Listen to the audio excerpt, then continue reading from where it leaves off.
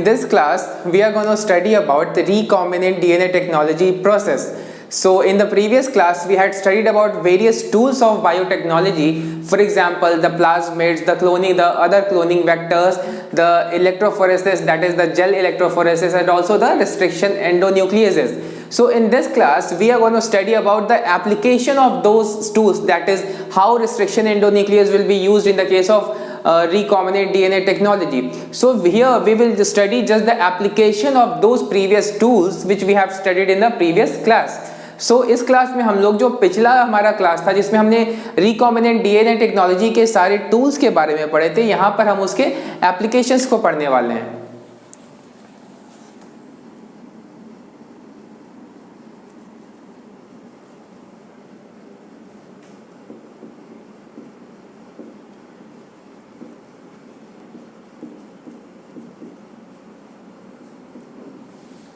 So यहाँ पर rDNA that is recombinant DNA technology, हमने पिछले क्लास में पढ़ा था कि rDNA का मतलब होता है रिकॉम्बिनेंट डीएनए टेक्नोलॉजी. सो इन प्रोसेसेस के सारे स्टेप्स को हमें सीक्वेंशियली देखना है. Now the first step is separation of the DNA.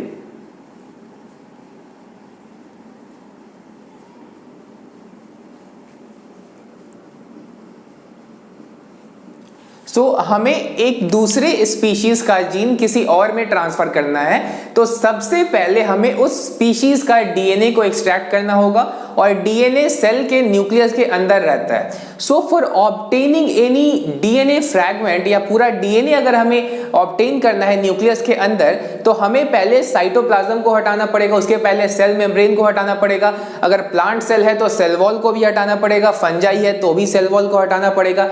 Then हमें न्यूक्लियर मेम्ब्रेन को हटाना पड़ेगा, साइटोप्लाज्म को डाइजेस्ट करना पड़ेगा. सो लाइकवाइज इसके बाद ही हम पहुंच सकते हैं न्यूक्लियस में. और न्यूक्लियस में डीएनए के अलावा प्रोटीन्स भी होते हैं, आरएनए भी होते हैं. तो इन सभी चीजों को डाइजेस्ट करने के बाद ही हम डीएनए को एक्सट्रैक्ट कर सकते हैं. सो फर्स्ट ऑफ ऑल हमें वो सारे एंजाइम्स को देखने होंगे जिससे कि हम वो सारे बैरियर्स को डाइजेस्ट कर सके जो कि हमें डीएनए को एक्सट्रैक्ट करने में आते हैं. So first of all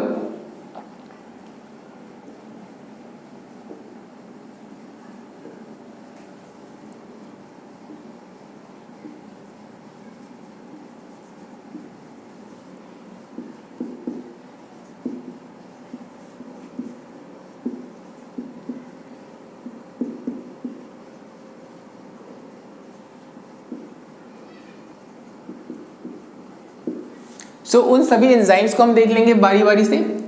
so the first enzyme would be cellulase.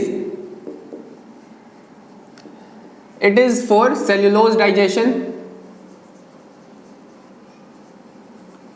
ये सेल्यूलोज के डाइजेशन में हेल्प करेगा.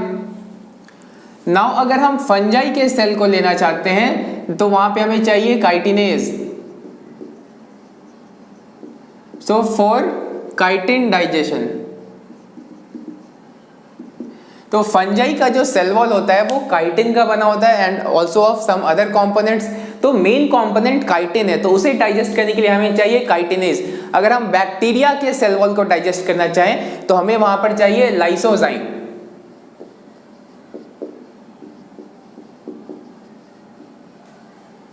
For bacterial cell wall digestion.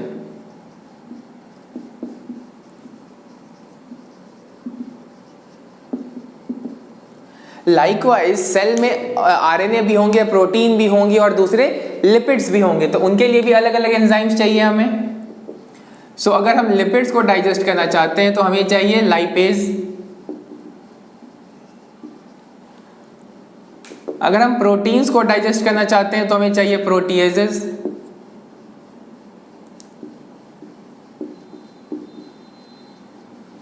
अगर हम आरएनए को डाइजेस्ट करना चाहते हैं तो हमें चाहिए आरएनएज. सो इन सब एंजाइम्स की मदद से हम उन सारे कंपोनेंट्स को डाइजेस्ट कर लेंगे जो कि डीएनए को एक्सट्रैक्ट करने में हमें प्रॉब्लम कर सकते हैं. सो इन सब एंजाइम्स के एक्शन के बाद सेल के अंदर जो अदर कंपोनेंट्स होंगे वो डाइजेस्टेड हो जाएंगे, यानी कि वो ब्रेक डाउन हो जाएंगे, उनका डिसोसिएशन या डिसइंटीग्रेशन हो जाएगा। बट हमने डीएनए को डाइजेस्ट करने वाला कोई एंजाइम अभी नहीं डाला है। इसका मतलब जो सेल का डीएनए होगा वो सही सलामत और सुरक्षित होगा जहां पर वो था। सो उसे एक्सट्रैक्ट करने के लिए हम दूसरे मेथड का यूज करेंगे।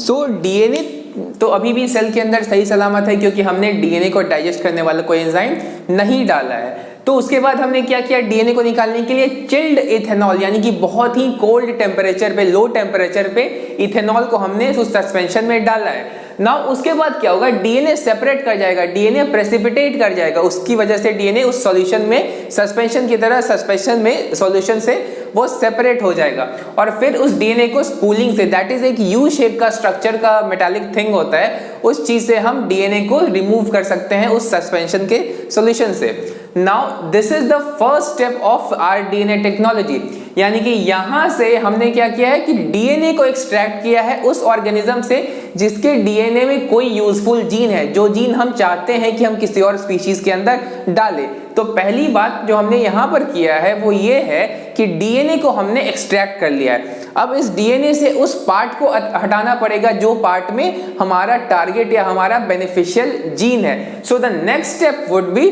Isolation of the gene.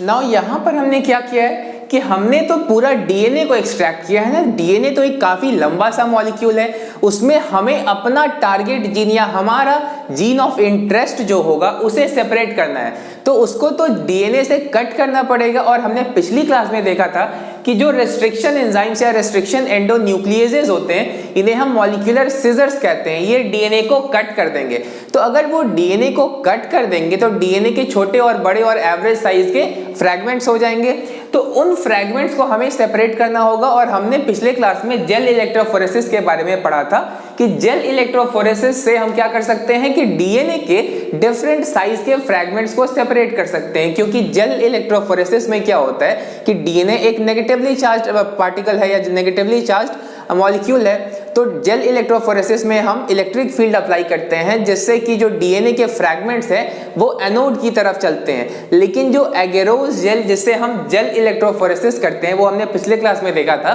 उस जेल इलेक्ट्रोफोरेसिस में जो पोर्स होते हैं उन पोर्स के थ्रू छोटे पार्टिकल ज्यादा आगे जा सकते हैं और बड़े पार्टिकल पीछे रह जाते हैं। तो इस मेथड से हम उन अलग अलग साइज के फ्रेगमेंट्स को सेपरेट कर सकते हैं। नाउ हमने तो डीएनए को कट कर लिया, लेकिन उनमें से जो जीन ऑफ इंटरेस्ट है उससे हमें दूसरे वेक्टर के साथ तो ऐड भी करना है।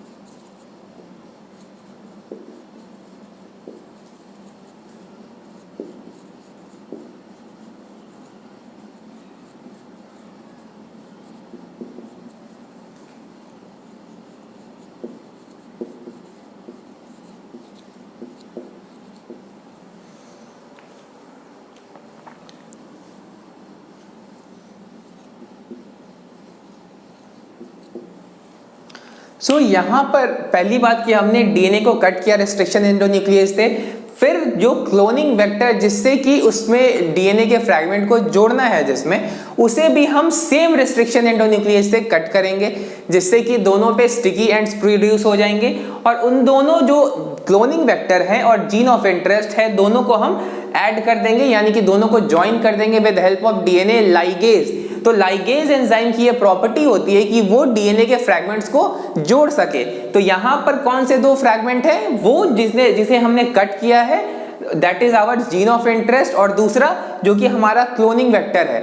क्लोनिंग वेक्टर जनरली प्लाज्मिड को यूज किया जाता है, प्लाज्मिड में काफी इजीली हम किसी भी डीएनए के फ्रैगमेंट को जोड़ सकते हैं। सो दिस इज हाउ हम आरडीएनए क्रिएट कर सकते हैं। तो ये हमारा आरडीएनए का प्रोसेस हुआ।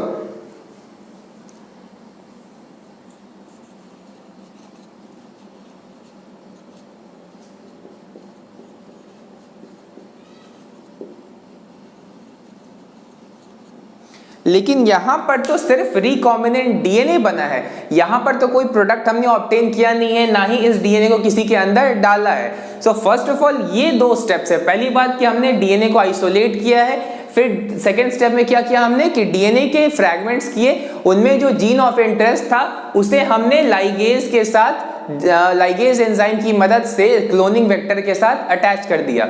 नाउ इस डीएनए के जो फ्रैगमेंट है जो कि लाइगेज एंजाइम की वजह से क्लोनिंग वेक्टर के साथ अटैच हो चुके हैं, इन्हें हम किसी होस्ट में डाल सकते हैं। बट अगर हम चाहें तो हमने जो हमारा जो जीन ऑफ इंटरेस्ट है उसे पीसीआर के through, that is polymerase chain reaction के थ्रू हम उसे एक्सटेंड भी कर सकते हैं। सो likewise in the third step हम ये देखेंगे कि हम उस जीन ऑफ इंटरेस्ट को कैसे एम्पलीफाई कर सकते हैं, कैसे उसके multiple thousands, millions, billions copy बना सकते हैं। सो इन द नेक्स्ट स्टेप उस जीन ऑफ इंटरेस्ट से हम कई सारे उसके कॉपीज बनाने वाले हैं, इसे हम कहते हैं एम्पलीफिकेशन।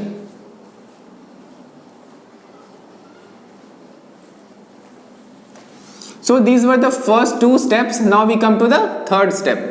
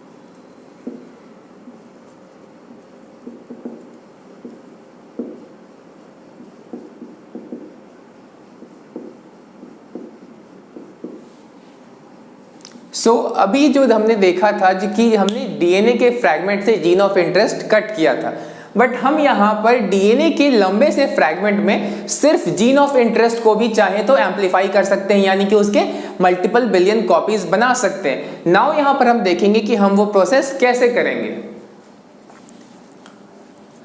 फर्स्ट ऑफ ऑल यहाँ पर हम डीएनए के एक लंबे से चेन को ले लेंगे।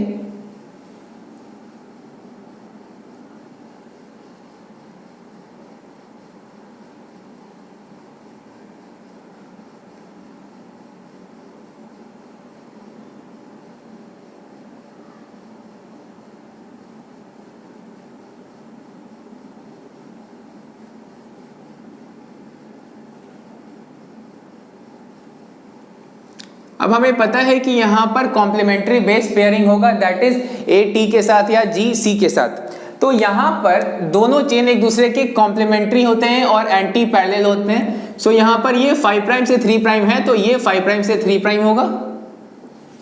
लाइकवाइज यानी कि ये दोनों चेन्स एक दूसरे के एंटी पैरेलल होते हैं, ये तो हमने जेनेटिक्स में ही पढ़ा था। यहाँ पर डबल स्ट्रैंडेड डीएनए है, तो इस डबल स्ट्रैंडेड डीएनए को पहली बात तो हमें जो हमारा जीन ऑफ इंटरेस्ट है उसे आइडेंटिफाई करना पड़ेगा। Now we will first identify our gene of interest. तो हम सपोज करते हैं कि जो हमारा जीन ऑफ इंटरेस्ट है वो सिर्फ इतना है।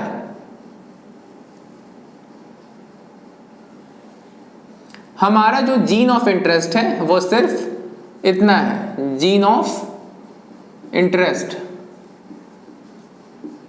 तो इसके अलावा जो भी पार्ट है डीएनए का, इस पार्ट के अलावा उसे हमें उससे नहीं मतलब है, क्योंकि हमें उस जीन से मतलब ही नहीं है, क्योंकि हमें वो जीन नहीं चाहिए, हमें बस इतना जीन चाहिए। नाउ अगर हम इसे थोड़ा सा एक्सटेंड कर दें लाइक दिस, तो सपोज हमारा जीन ऑफ इंटरेस्ट जो है वो इतना बड़ा है, तो ये रहा हमारा जीन ऑफ इंटरेस्ट। हमें इसे एम्पलीफाई करना है। फर्स्ट ऑफ ऑल हमें इसे एम्पलीफाई करने के लिए डीएनए को सिंगल स्ट्रैंडेड बनाना होगा। तो यहां पर ये क्या है, ये है डबल स्ट्रैंडेड डीएनए। तो इस डबल स्ट्रैंडेड डीएनए को सिंगल स्ट्रैंडेड बनाने के लिए हमें इसे एक हाई टेम्परेचर पर ले जाना होगा, that is around 94 degree Celsius. First of all यहां हम इसे सिंगल स्ट्रैंडेड बना लेंगे।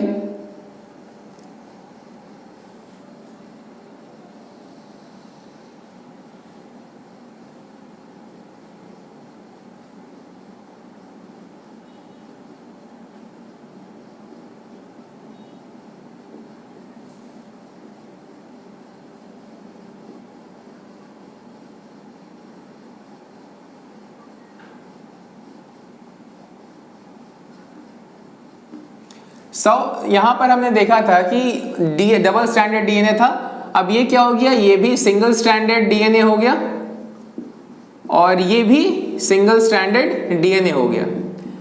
इस प्रोसेस को कहते हैं डीनेचुरेशन, यानी कि यहां से यहां जो इवेंट हुआ है इस प्रोसेस का नाम है डीनेचुरेशन।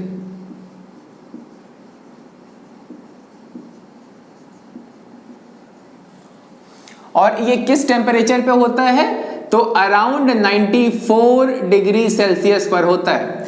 इसे हमने हीट करके सेपरेट कर लिया है, सिंगल स्टैंडर्ड बना लिया है। नाउ नेक्स्ट स्टेप में हम क्या करेंगे कि जेनेटिक्स वाले चैप्टर में हमने पढ़ा था कि डीएनए का रेप्लिकेशन कैसे होता है, और डीएनए का रेप्लिकेशन हमेशा एंटी पैरेलल डायरेक्शन में हुई हो सकता है। तो वहां पर डीएनए के रेप्लिकेशन में हमने ये देखा था कि सबसे पहले एक प्राइमर की जरूरत होती है, बिना प्राइमर के सिंथेसिस नहीं हो सकता है, डीएनए का रेप्लिकेशन नहीं हो सकता है। तो यहां पर हम एक ऑलिगो न्यूक्लियोटाइड प्राइमर का यूज करेंगे। ऑलिगो न्यूक्लियोटाइड प्राइमर जो होता है एक शॉर्ट स्ट्रैंड होता है डीएनए का या फिर आरएनए का, जिसे कि हम कॉम्प्लीमेंट्री मानते हैं। तो यहां पर complementary oligo nucleotide polymer use होगा। So now the next step would be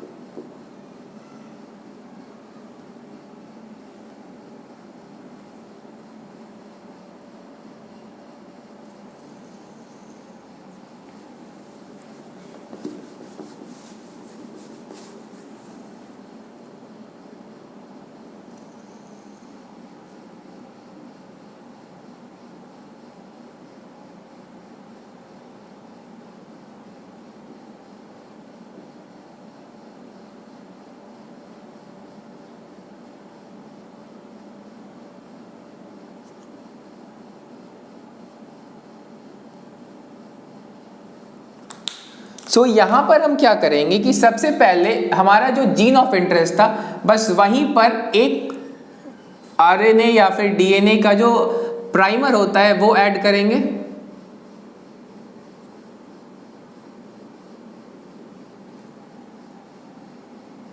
so this would be our polymer our primer. Likewise हम यहां पर भी ऐड करेंगे प्राइमर। अब हमने देखा था कि यहां पर ये 3 प्राइम है और यहां पर ये 5 प्राइम है।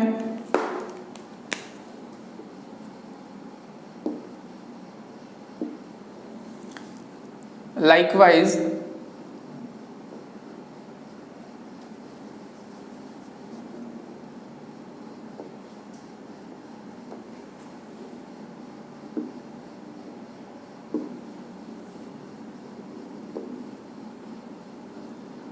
अब डीएनए का जो रेप्लिकेशन है वो सिर्फ और सिर्फ 5 प्राइम से 3 प्राइम डायरेक्शन में होगा।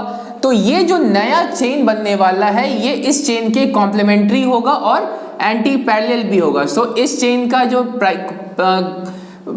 प्राइमर का डायरेक्शन होगा वो इस डायरेक्शन में जाएगा, दैट इज यहाँ पर ये 5 प्राइम एंड ये 3 प्राइम। लाइकवाइज यहाँ पर ये 5 प्राइम और ये 3 प्राइम, यानी कि ये इस डायरेक्शन में जाएगा और ये इस डायरेक्शन में जाएगा, दैट इज दोनों ने अपने अपने जीन्स के कॉम्प्लीमेंट्री बनाने हैं। सो इसके बाद क्या होगा वो देखना है हमें। So this process is known as annealing. ये जो प्रोसेस यहां पर हो रहा है this is known as annealing.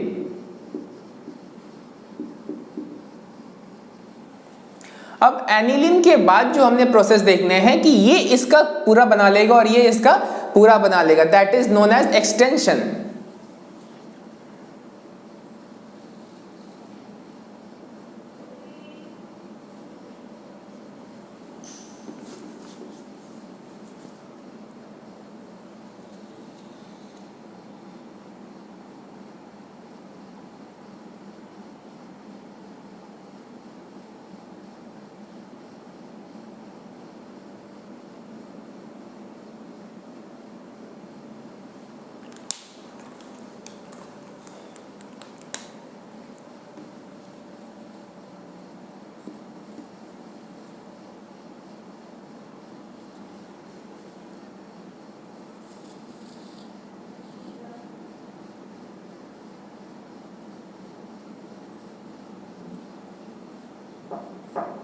सो ये बन गया हमारा यहां पर डीएनए का कॉम्प्लीमेंट्री।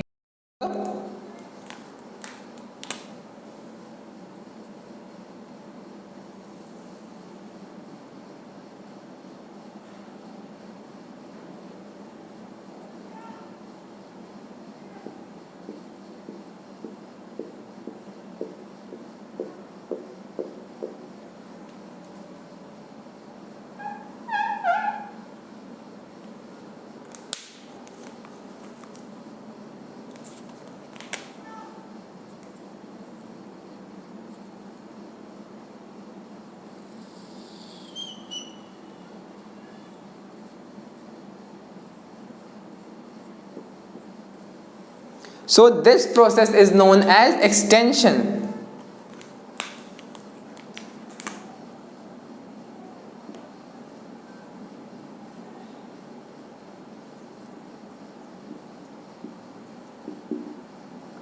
So इस तरीके से हमने अपना जीन का एक्सटेंशन कर लिया है और यहां पर हमने इसका कॉपी बना लिया है। अब इसी प्रोसेस को हम चाहें तो कई बार रिपीट कर सकते हैं। अगर हम 20 to 40 टाइम्स इसी को रिपीट कर सकते हैं, यानी कि इस बार हम फिर से इन दोनों को रिपीट कर सकते हैं इसी प्रोसेस को।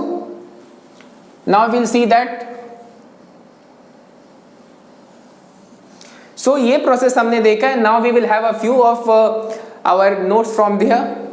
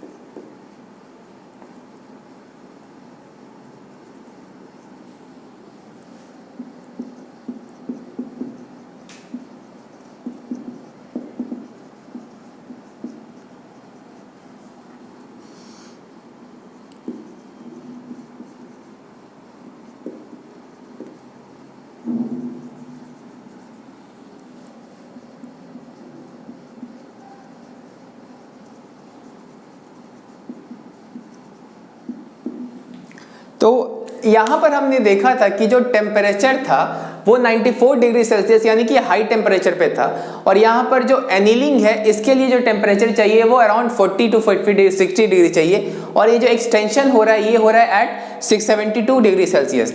तो यहाँ पर जो टेम्परेचर है that is around 40 degree Celsius to 60 degree Celsius. Now the temperature over here is around 72 degree Celsius. तो 72 डिग्री सेल्सियस पर नॉर्मल डीएनए पॉलीमरेज उतने अच्छे से फंक्शन नहीं कर सकता, इसीलिए हम यहाँ पर एक ऐसे डीएनए पॉलीमरेज का यूज कर रहे हैं जो कि एक थर्मल बैक्टीरिया से मिलता है, थर्मोफिलिक बैक्टीरिया से मिलता है, that is called as Thermus aquaticus. So इससे मिलने वाला जो डीएनए पॉलीमरेज है that is called as Taq polymerase. So that DNA polymerase is known as Thermus aquaticus polymerase.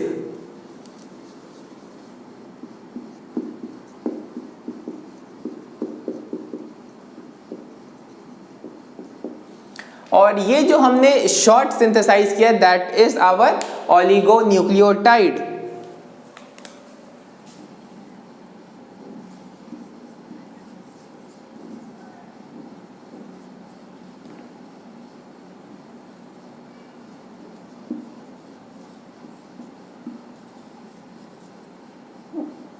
So this was our oligonucleotide।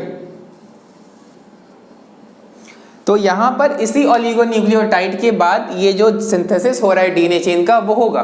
So this was our PCR. PCR से हम क्या कर सकते हैं कि एक साथ बिलियंस ऑफ कॉपीज बना सकते हैं।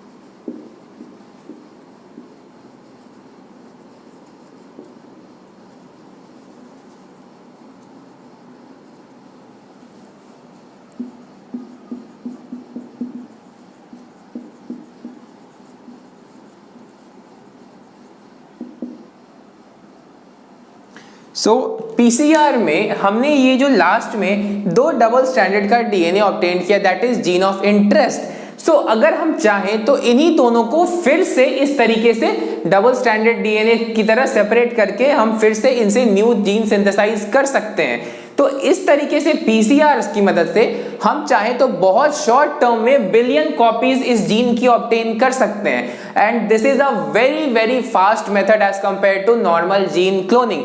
सो this is how PCR is done. अब जो अगला प्रोसेस है that is a very simple process जो हमने पिछले क्लास में देखा था कि जो ये जीन है इसे हमें इंसर्ट करना है किसी होस्ट के अंदर after attaching it with our target plasmid.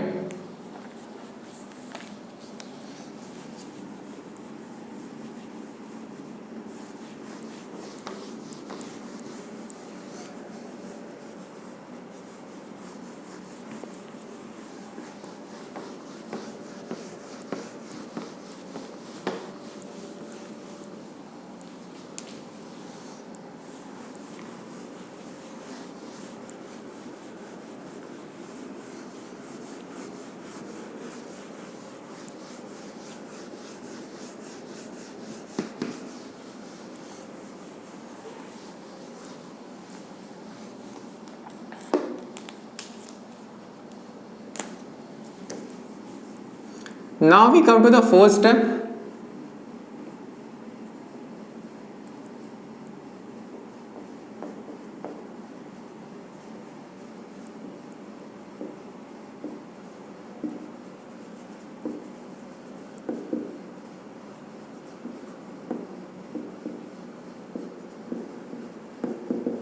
तो इनमें जो मेथड्स होते हैं वो हमने पिछले क्लास में ही पढ़ लिया था, दैट इज हम यहाँ पर यूज कर सकते हैं जीन गन का, या फिर माइक्रो इंजेक्शन का, या फिर हम यहाँ पर कैल्शियम आयन से ट्रीट कर सकते हैं सेल को, जिससे कि उसके अंदर हमारा जो जीन ऑफ इंटरेस्ट है वो चला जाए।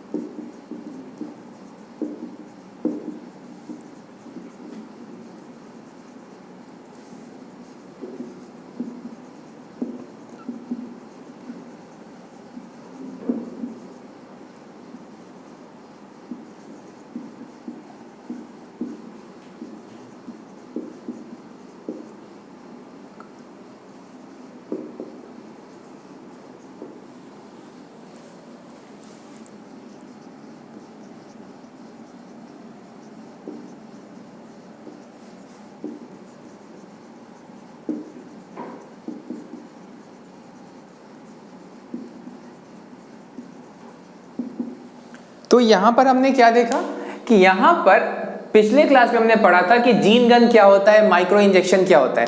तो जीन ऑफ इंटरेस्ट तो हमने सिंथेसाइज कर लिया था पीसीआर से।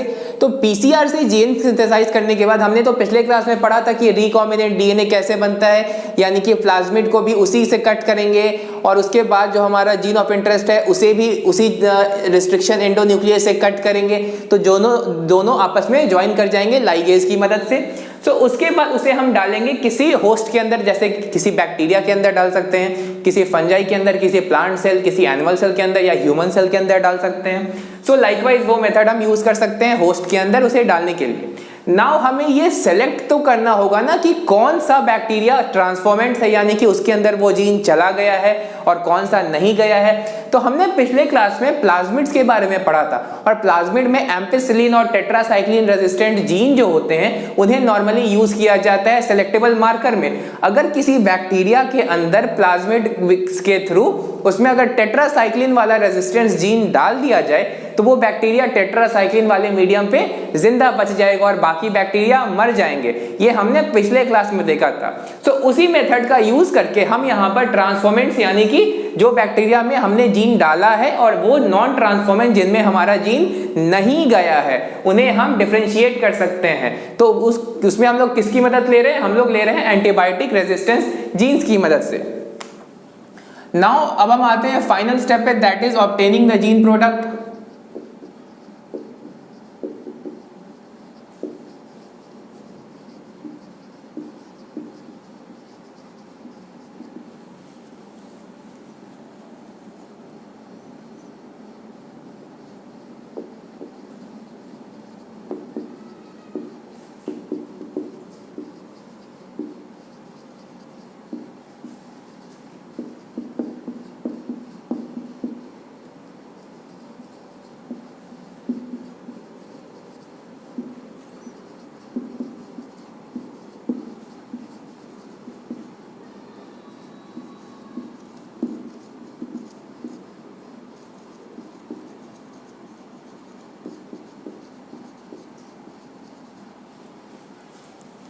सो नॉर्मली हम आखिर रिकॉम्बिनेंट डीएनए टेक्नोलॉजी का यूज करते क्यों है?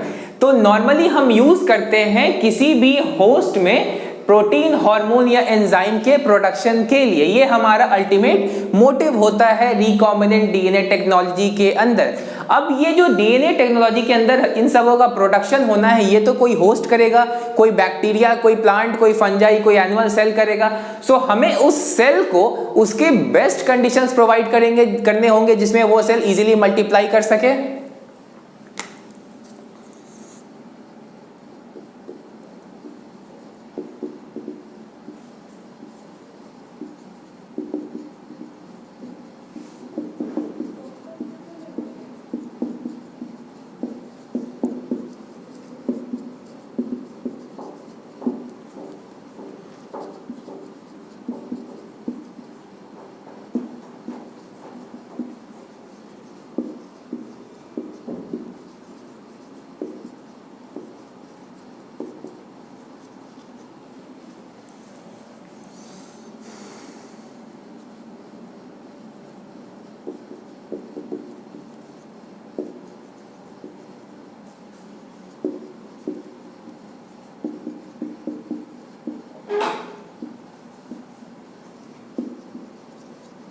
तो यहां पर हम बैक्टीरिया को या फिर किसी भी सेल को जिसमें हमने आरडीएनए डाला है, वो हम चाहते हैं कि वो काफी ज्यादा ग्रो करे, तो उसे क्या प्रोवाइड करेंगे? जो भी उसे पीएच वैल्यू यानी कि एसिडिटी का बेसिक मीडियम चाहिए, टेम्परेचर, न्यूट्रिएंट्स, मॉइस्चर और जो भी उसे चाहिए वो सारी कंडीशंस हम उसे प्रोवाइड कर देंगे, जिससे कि वो जो बैक्टीरिया या जो भी माइक्रो ऑर्गेनिज्म है वो एक्सपोनेंशियल रेट में ग्रो करेगा। अब ये तो हम लैब में यानी कि छोटे स्केल पर कर सकते हैं, लेकिन कमर्शियली हम इसे बड़े स्केल पर करते हैं फर्मेंटर्स या बायोरिएक्टर्स के थ्रू।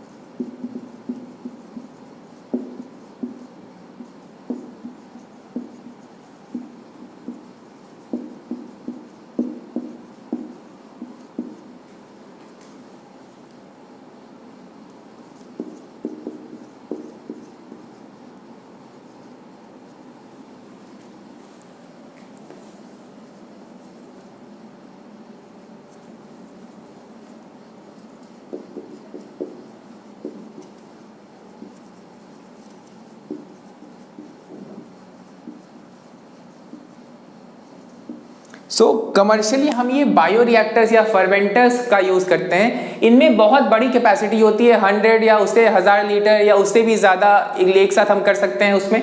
तो उससे क्या होगा कि बहुत बड़े अमाउंट में बैक्टीरिया या जो भी फंजाई या जो भी हम ग्रो कराना चाहते हैं वो ग्रो करेगा और अपना ऑप्टिमम जीन प्रोड्यूस करेगा ना। यहाँ पर उन बायोरिएक्टर्स में वो सारे कंडीशंस प्रोवाइड कराए जाते हैं जो बैक्टीरिया को चाहिए होता है।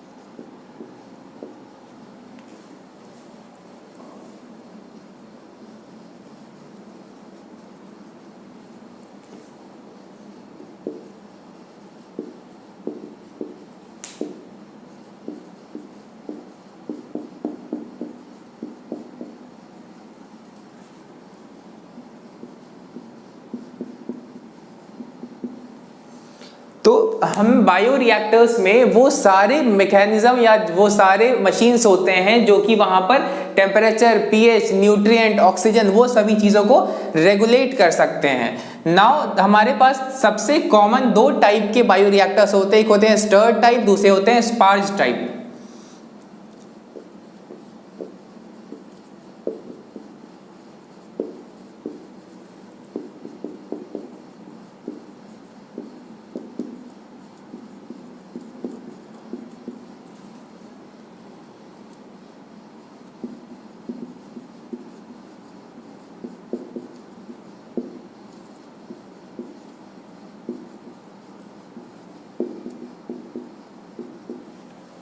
तो स्टर टाइप में एक स्टरर होता है जिससे कि न्यूट्रिएंट को डिसॉल्व किया जाता है और पूरे बैच में न्यूट्रिएंट को इवनली डिस्ट्रीब्यूट किया जाता है ऑक्सीजन के साथ। स्पार्ज टाइप में क्या होता है कि ऑक्सीजन के बबल्स को ब्लो किया जाता है जिससे कि ऑक्सीजन के बबल्स की वजह से बहुत ज्यादा सरफेस एरिया एब्जॉर्प्शन के लिए बढ़ जाता है, क्योंकि ऑक्सीजन बबल्स की प्रेजेंस में सरफेस एरिया बहुत ज्यादा हो जाता है ऑक्सीजन के एब्जॉर्प्शन के लिए।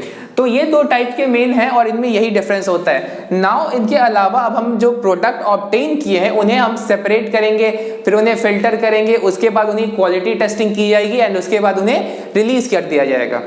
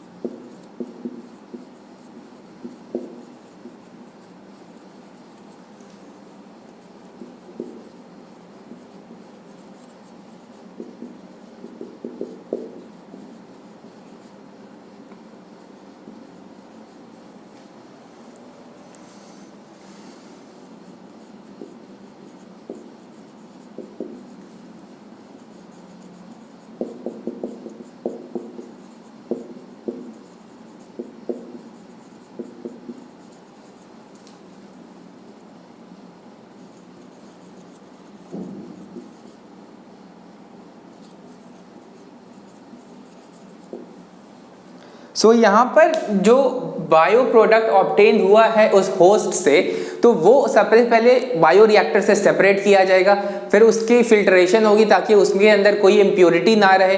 उसके बाद जो प्रोडक्ट हमने ऑब्टेन किया है उसमें हम चाहें तो उसमें कुछ कुछ चेंजेस भी कर सकते हैं। अपार्ट फ्रॉम दैट उसकी क्वालिटी की टेस्टिंग की जाएगी एंड उसके बाद उस प्रोडक्ट को कमर्शियली रिलीज कर दिया जाएगा सेल के लिए या फिर मार्केट में जाने के लिए। सो जरूरी तो नहीं है कि जो बायो रिएक्टर्स में प्रोडक्ट मिला है वो हमारा फिनिश्ड प्रोडक्ट हो, हम चाहें तो उस प्रोडक्ट को मॉडिफाई भी कर सकते हैं, जैसे in the case of insulin. हम देखेंगे अगले चैप्टर में कि इंसुलिन का प्रोडक्शन कैसे होता है। सो यहाँ पर बायो रिएक्टर से जो प्रोडक्ट निकला है वो जरूरी नहीं है कि फिनिश्ड हो, कंप्लीट हो, जो कि डायरेक्टली ह्यूमन यूज में आ सके या फिर किसी और यूज में आ सके। तो यहाँ पर हो भी सकता है, नहीं भी हो सकता है। अगर वो नहीं है फिनिश्ड प्रोडक्ट तो उसे हम यहाँ पर फिल्टर और क्वालिटी के बाद मॉडिफाई भी कर सकते हैं, जिसके बाद उसका कमर्शियलाइजेशन होगा। अदरवाइज हम क्वालिटी टेस्टिंग के बाद डायरेक्टली उसका कमर्शियलाइजेशन कर सकते हैं। सो all these products, that is separation, filtration, quality testing and modification and commercialization, all these processes come under downstream processing. So this was the last step of our DNA technology. So hereby we have completed this chapter and this was the last section, which is a very easy part, because इस part में हमने जो भी पढ़ा है ज्यादातर चीजें हमने टूल्स ऑफ बायोटेक्नोलॉजी में पढ़ रखी हैं। Now this was our ultimate aim कि हम वो प्रोडक्ट बनाए जो कि ह्यूमंस के लिए बेनिफिशियल है, और इस क्लास में हमने देखा है कि जो ह्यूमंस के लिए बेनिफिशियल प्रोडक्ट्स हैं वो कैसे बनते हैं। सो अब हमने ये चैप्टर पूरी तरह से कंप्लीट कर लिया है and now we will study about our applications of biotechnology.